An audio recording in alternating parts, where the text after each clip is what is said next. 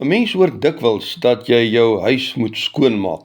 Hulle sê jy moet alle onheilige dinge uit jou huis verwyder, aangesien hierdie goed slegte geeste in jou huis kan inlok. Dit is sekerlik nie 'n slegte plan nie, maar ek glo mense het eers 'n geestelike skoonmaak van jou hart en jou denke nodig.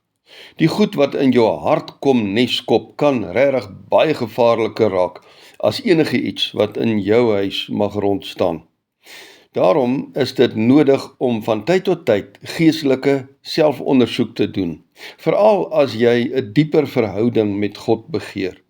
En dit behels om na binne te kyk, om jou gedagtes, jou emosies en jou optrede, die motivering agter jou optrede natuurlik, te ondersoek.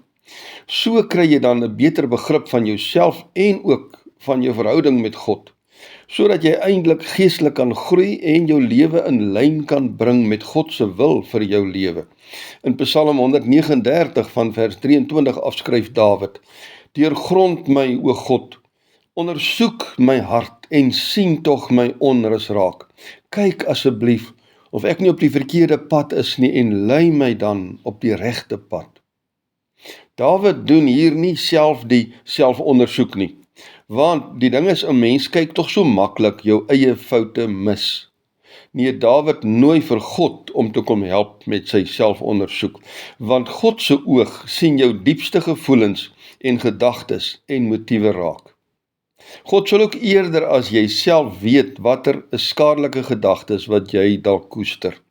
God sal diep in jou kan sien wat jy nie kan sien nie, al wil jy ook hoe graag. Deur vir God te vra om vir jou innerlike motiewe en gedagtes te kom oopmaak, stel jy jouself oop ook vir God se krag, daai krag wat jou van binne af kan skoonmaak, kan nuut maak. Een van die eerste stappe in geestelike ondersoek is om tyd op sy te sit vir stil nadenke en vir stil gebed. Stilte is regtig uiters nodig om God se stem te kan hoor. Jesus het dikwels self na eensame plekke toe teruggetrek om te bid. Lees dit maar in Lukas 5 vers 16. In hierdie stil oomblikke vra jy dan vir God om vir jou areas te wys in jou lewe waar jy 'n skoonmaak en 'n groei en genesing nodig het. In 'n eerlike selfondersoek is dit altyd belangrik om bereid te wees om nederig voor God al jou swakhede en sondes te erken, niks te probeer wegsteek nie. Jakobus 4 vers 10 skryf: "Verneder jou voor die Here en hy sal jou weer ophef." Vir 'n nederige oop hart gee God graag sy genade, sy vergifnis, sy lyding. Deur geestelike selfondersoek leer ons ook om God se hand in ons lewens te herken. Ons word dan meer bewus van sy teenwoordigheid en die maniere waarop hy vir ons daagliks soos klei tot nuwe beelde wil vorm. Geestelike selfondersoek help ons om in te sien hoe selfs ons mislukkings tot God se eer verander kan word. Die Bybel is natuurlik noodsaaklik vir 'n goeie geestelike selfondersoek, want die Bybel is 'n spieël waarin ons ware self kan sien en herken. Jakobus 1 vers 23 tot 25. Deur oor sekere Bybelse waarhede te mediteer, diep na te dink daaroor, dring God se besems en God se skoonmaakmiddels, God se skropborsels in ons harte en ons gedagtes in, om ons van binne toe kom skoonmaak.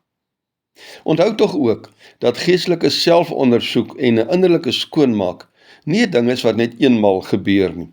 Dis 'n voortdurende proses, want die ou vyand of die lewe self sal aanhoudend nuwe skadelike gedagtes en motiewe in jou hart laat inglip. Die gedagtes en die motiewe kan dan met die tyd groei en jou lewe eintlik soos onkruid oorneem. Maar gereelde selfondersoek waarmee God self vir jou wil help, kan jy jou vertroue in hom verdiep en jy kan jou dag vir dag tot groter geestelike volwassenheid laat lei. Dankie Here, kom ondersoek asseblief ook my hart, kom al my gedagtes, al my emosies, kom ondersoek dit o God, en bring my asseblief weer eens op die regte pad. Amen. Dankie vir die saamluister. mag God voortdurend ook jou hart vir jou kom skoonmaak.